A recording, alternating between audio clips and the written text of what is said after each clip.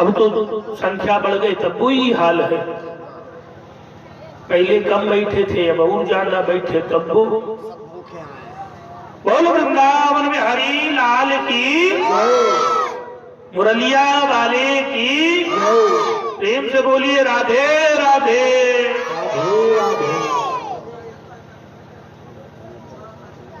बचपन की आवाज़ ज्यादा आवत है, पिछवा तो माताएं हमरे बोलते नहीं ना, बोली का चाहिए ना। बोल वृंदावन में हरि लाल की। देखो कथा में अगर जयकारों लगावे में शर्म आवे तो फिर कैसे काम चलिए। जब भगवान के पास बैठे हैं तो वहां कुछ नहीं, केवल भगवान को बस संपूर्ण भूल जाइए, कुछ नहीं, केवल हम भगवान के हैं, प्रभु हमारे हैं। कि लगन तुमसे लगा बैठे, जो होगा देखा जाएगा। लगन तुमसे लगा बैठे, जो होगा देखा जाएगा।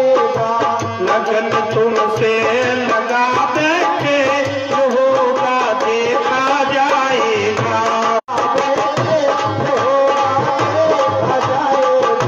लगन तुमसे लगा बैठे, जो होगा देखा जाएगा। लगन तुमसे लगा, ताली बजाते हुए प्रेम से हरि बोल।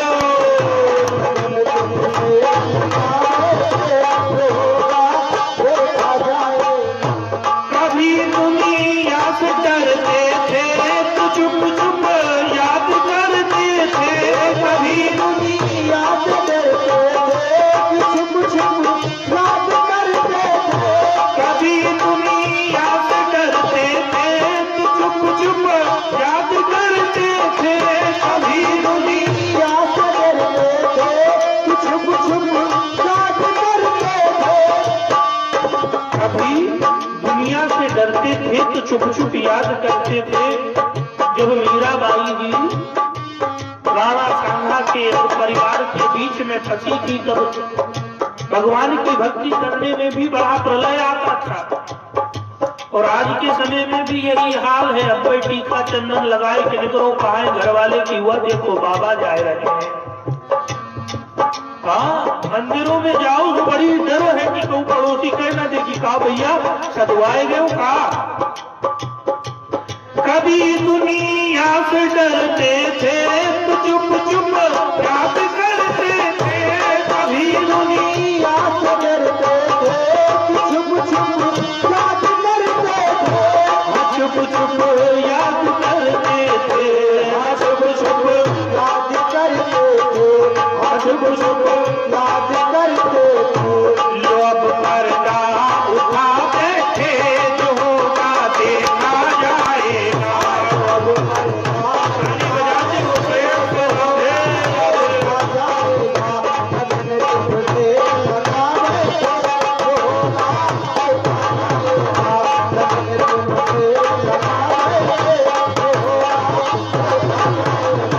लगन तुमसे लगा बैठे, जो होगा देखा जाएगा।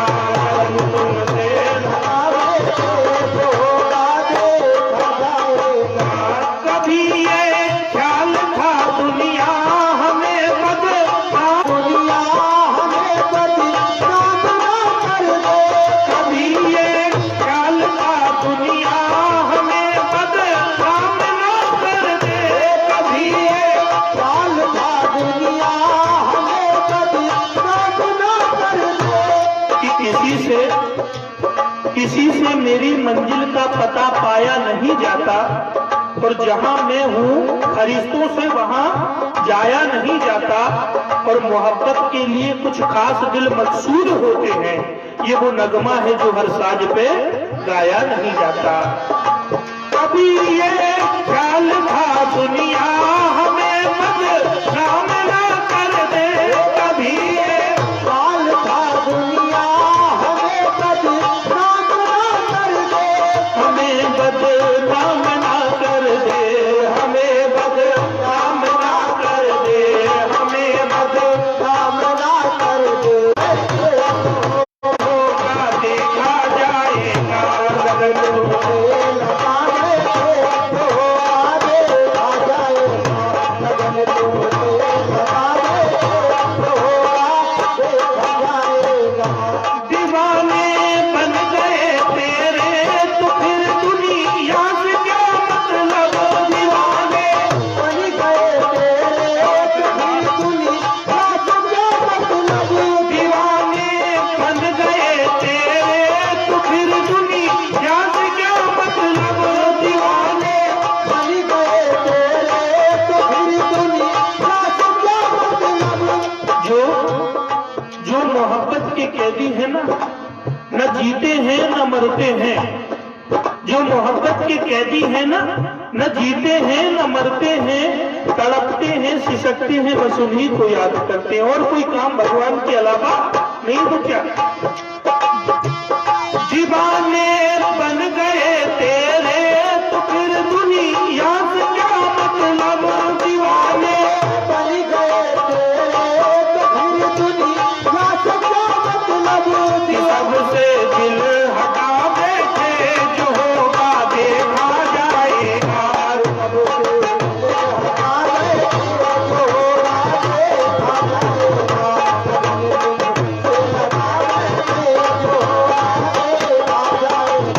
लगन तुमसे लगा बैठे जो होगा देखा जाएगा, लगन तुमसे लगा बैठे जो होगा देखा जाएगा।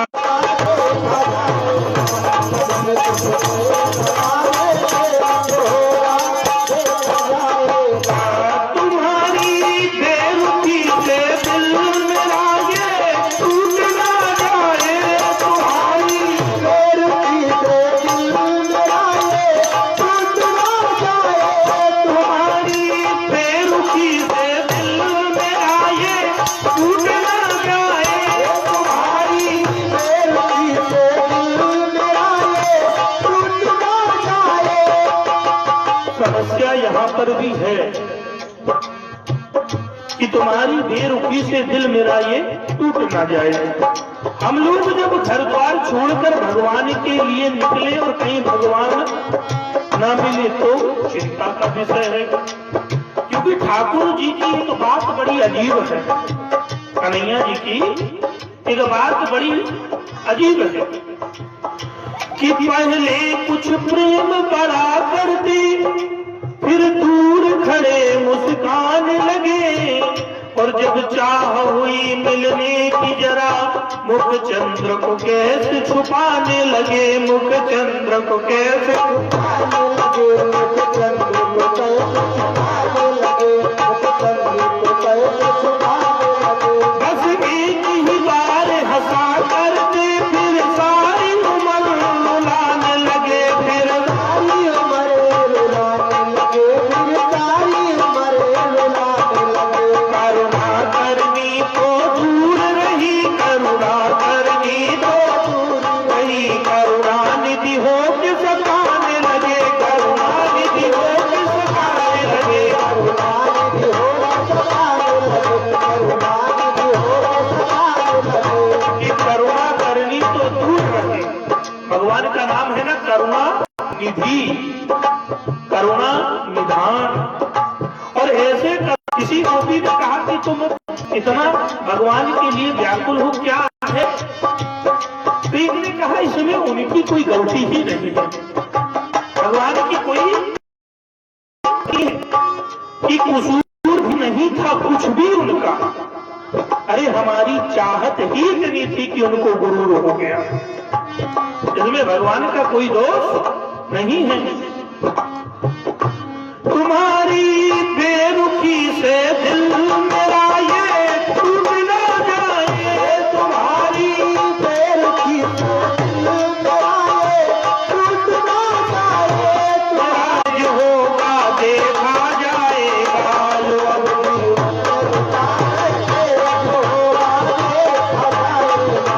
लगन तुमसे लगा बैठे जो होगा देखा जाएगा, लगन तुमसे लगा बैठे जो होगा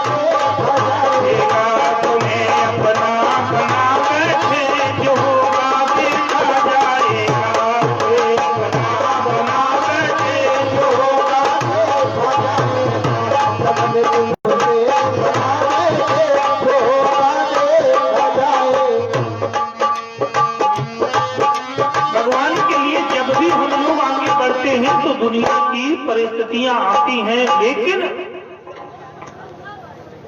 कभी भी हम लोगों को दुनिया की परिस्थिति नहीं, केवल भगवान की भक्ति देखना है। नहीं संसार में बस ऐसे फंसे रहोगे कि जिंदगी जब तक रहेगी फुर्सत न होगी काम से, और कुछ समय ऐसा निकालो प्रेम कर लो श्री राम से। क्योंकि ये भगवान की कथा हमें भगवान से जोड़ने का काम करती है। इसीलिए तो श्रीमद् भागवत जी को भगवान श्री कृष्ण का वांगमय स्वरूप कहा गया है। एक बार वृंदावन में एक संत हुआ करते थे, पढ़े लिखे तो थे नहीं। उन्होंने कहीं कथा में सुन रखा था कि भागवत ही श्री कृष्ण है। बस फिर क्या था, भागवत जी की एक सुंदर पोथी ले आए, बड़े प्रेम से उसका पूजन ध्यान अर्चन किया करते थे, बड़े आनंद से उसमें नैवेद्य चढ़ावे, अगरबत्ती धूप बत्ती करे। तो कुछ पढ़े लिखे होशियार लोग पहुंच गए। जब पढ़े लिखे होशियार लोग वहां पर पहुंच जाते हैं तो क्या होता है, उन्होंने साधु जी से कहा, महाराज एक चीज बताओ, आप पढ़े लिखे तो हो नहीं, और ये भागवत जी की पोथी आप रखे हो, ये भागवत की पोथी का एक भी श्लोक आपको पता है क्या? बोले श्लोक?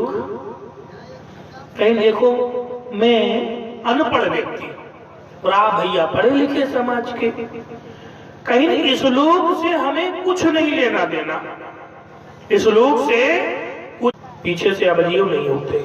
इधर लगाओ, बोल वृंदावन बिहारी लाल की। क्या बात है, कुछ लोग मने में ले लीन हुए ना काहे का आवाज निकले, मन में भी भक्ति बड़ी विचित्र है, लेकिन प्रेम से भगवान की कथा जो भी सुनता है परम कृपा होती है।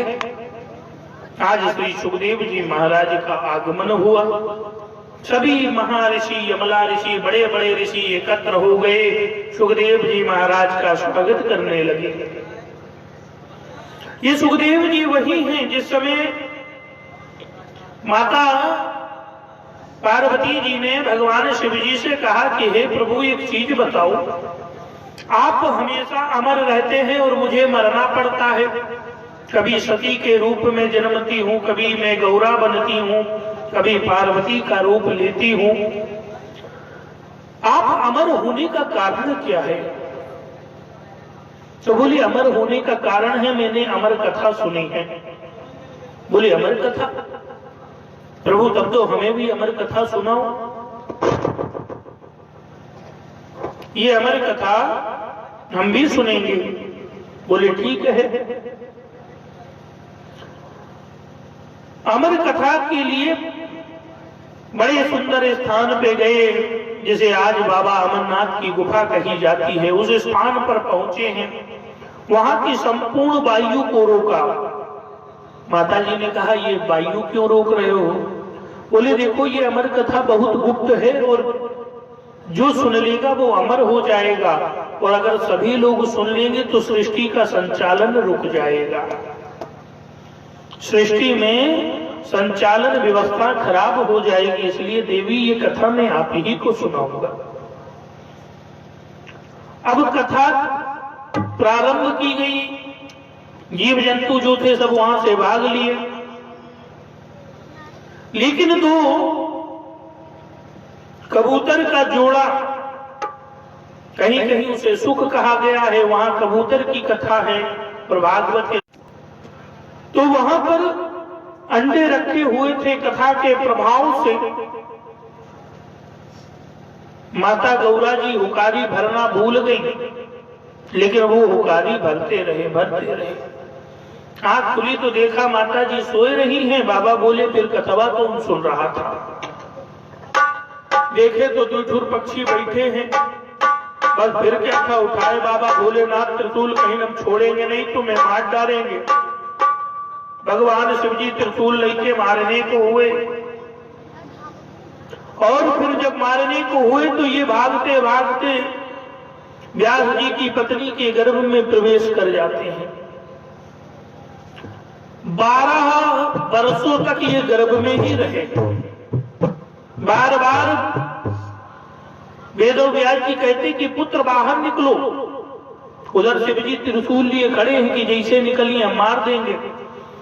वेदो व्यास जी बोले कहीं ऐसा है प्रभु, आप तो जानते हो कथा सुनाई डाली नमर तो ऐसे हुई कि मारे से फायदा का, मारा पाओगे नहीं। शिव जी चले गए, बोले ठीक है अभय दान दिया। बोले अभय दान तो वैसे भी बाबा आपको देना ही पड़ता, कहीं जो अमर हो गया सो मरना नहीं है। और शिव जी वास्तव में बड़े दयालु हैं, उनकी भक्ति करना भी बड़ा सरल है। आओ जल्दी प्रसन्न हो जाए, आओ सदियों लग जाए। एक दूर चोर था, चोरी करने के लिए निकला तो शंकर जी के शिवालय में देखता है, वहां पर क्या देखा कि अंधेरा हुआ था, भूख भी लगी थी, सोचा कहीं प्रसाद उसाद मिल जावे। तो एक तेल का दीपक था लेकिन बाती खत्म थी उसमें। तो उसने क्या किया कि अपने कपड़े में से थोड़ा सा फाड़ा और उसको बाती बनाई और उसी दीपक में भोर के जला दिया। प्रकाश हो गया शिव मंदिर में। जब शिव मंदिर में प्रकाश होता है, उसने देखा कि बगल में प्रसाद है, उस प्रसाद को खाकर भागने लगा। भागते भागते लोग पीछा कर रहे थे कि एक पत्थर में उसका पैर टकराना गिरा और वो मर गया।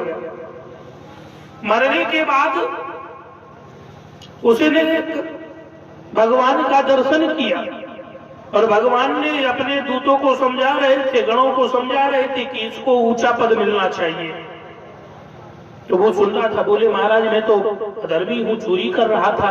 बोले नहीं नहीं, तूने मेरे मंदिर में प्रकाश किया है, मैं तेरे जीवन में अब प्रकाश करूंगा।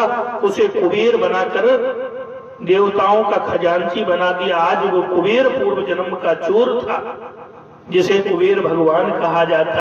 पुराणों में कथा आती है, ये एक तो कथा शिव पुराण में आती है। एक व्यक्ति बड़ा लोभी था, बड़ा दुष्ट था, कभी दान पुण्य नहीं किया उसने, दान पुण्य के नाम से बड़ी दूर भटका था। जब उसकी मृत्यु होती है करने के बाद क्या बना दें, तो बोले ऐसा है महाराज अगर बनाना है तो हमें इंद्र बनाओ एक दिन के लिए।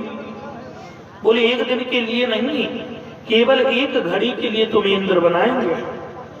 बोले ठीक। उस व्यक्ति को इंद्र बना दिया गया।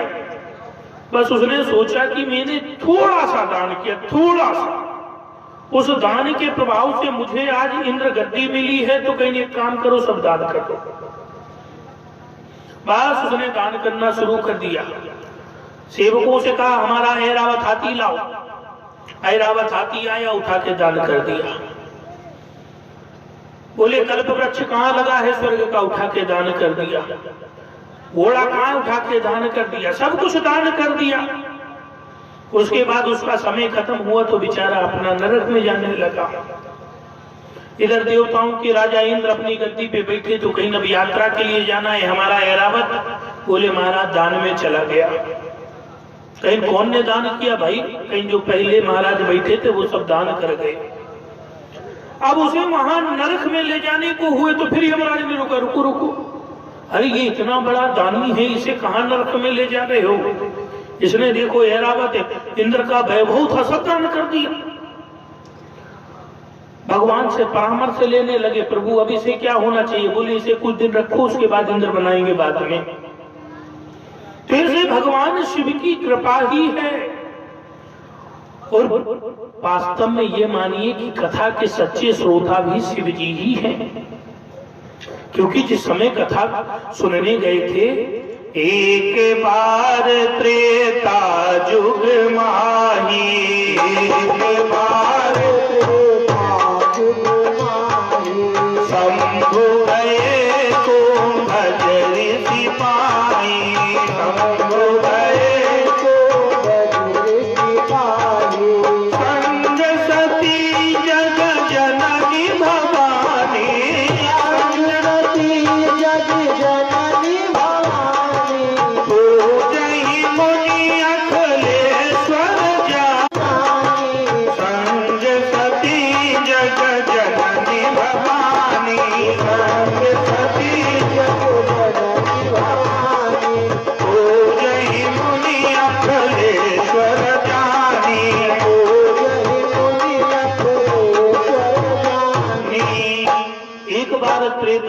शंकर भगवान कथा सुनने गए और अकेले नहीं, संग सती जग जननी भवानी, साथ में अपनी धर्म पत्नी को लेकर गए।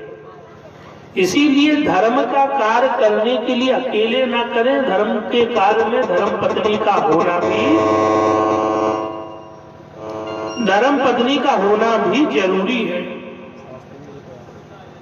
धर्म पत्नी का होना भी जरूरी है, क्योंकि धर्म की सबसे बड़ी पत्नी का नाम श्रद्धा है, और धर्म का काम यदि श्रद्धा के साथ किया जाए तो फल शुभ होता है।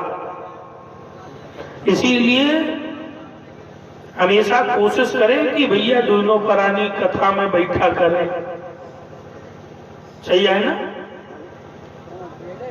अकेले हुए तो अकेले बैठे, और का भाई अब जिसके जीवन में जैसा, लेकिन जो पत्नी सहित है वो पत्नी सहित बैठे, और नहीं ये ना सोचे अकेले हैं तो अकेले कथे ना सुने, कथा सुने जरूर। ओह वृंदावन बिहारी लाल की। तो कथा के सच्चे श्रोता भी शिव हैं, शिव ही कथा के सच्चे